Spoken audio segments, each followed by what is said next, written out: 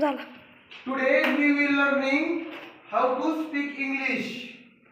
म्हणजे आज आपण काय शिकणार आहे, इंग्रजी कसे बोलायचे.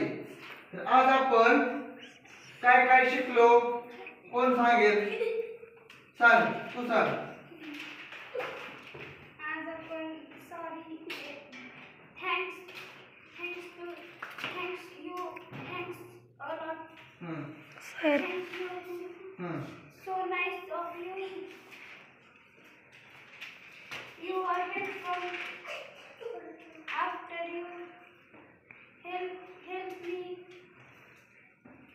So sit down. तर आज आपण काय शिकलो, एक्स्ट्रीमली सॉरी,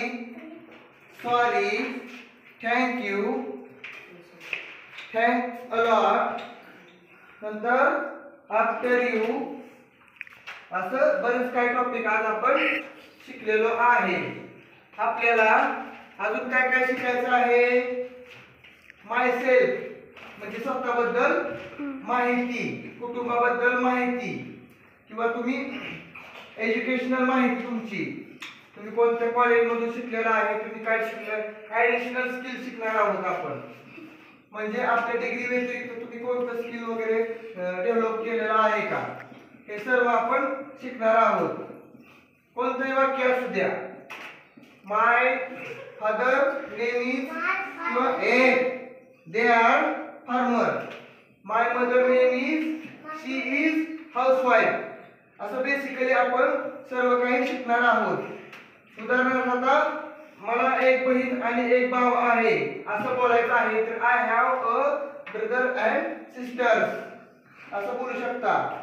किंवा मला बहीण किंवा भाऊ नाही, I have no brother and sisters असं बोलायचं.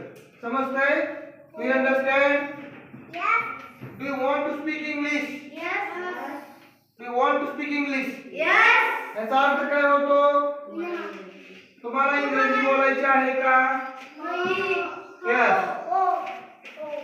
मी असं जर तुम्हाला विचारलं की would you like to speak English with us?